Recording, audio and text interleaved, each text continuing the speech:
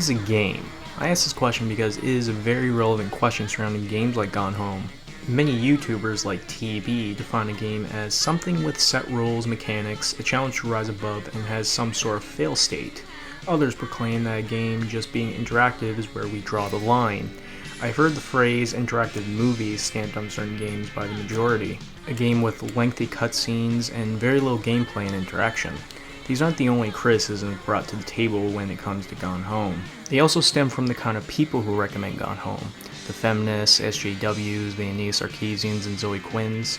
The people who are taking gaming journalism to a whole new low. I could have made a shitty review of me panning the game and labeling it as feminist propaganda, but I decided to give Gone Home a fair shake. So what is Gone Home? Gone Home is about exploring a mansion in the middle of a thunderstorm, which gives off a creepy vibe. The same vibe you got as a kid when you were alone in a house while your parents were gone. The atmosphere reflects that greatly. It alone took me back to when I was a kid, during my time of exploring the mansion. Giving the false impression something was going to happen was just nerve-wracking. Gone Home isn't a horror game, but being alone in a mansion is just a reminder of that fear many of us are familiar with. No one likes silence or being alone, and I mean that in a literal sense. Why do you think a generation of kids like myself only went to sleep with the TV on? Not only is it debatably a horror game, it is also one of the best examples of environmental storytelling. I enjoy it when a game doesn't hand-feed you its story through cutscenes in between levels like how most games are. I'm not saying cutscenes are bad. Some games that use cutscenes to get their story across are very well written and have some of its own environmental storytelling, but in those games usually environmental storytelling is used to convey certain themes and ideas to the player, or to tell side stories that aren't related to the main story. But in Gone Home, the environment is the story. This game doesn't hand-feed you the story like in Dear Esther. You have to find that story for yourself. Also, given the year the game takes place in, it also uses nostalgia.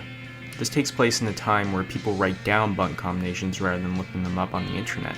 It's set in a perfect time because having set in the mid-90s is the only setting this game could work under. Because had it take place somewhere around the mid to late 2000s, it would be weird finding a lot of crumpled up notes all around the house.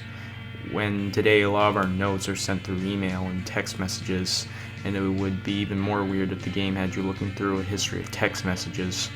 Since this is a very story-centered game and is the game's selling point, I am obligated not to spoil anything.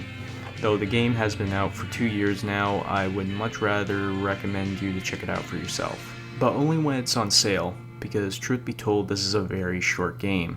People are capping this game at a total of 2 hours, when my first playthrough only took me an hour, unless you include a second playthrough to fully grasp what wasn't understood in your first playthrough. So, if you still hate my review and my opinion on Gone Home, even after what I've stated in the beginning of this review, go fuck yourself. Because personally, it's good that we have things mixed up a little with games like Gone Home.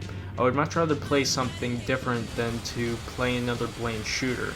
And maybe, just maybe, video games as a medium can get the respect they deserve.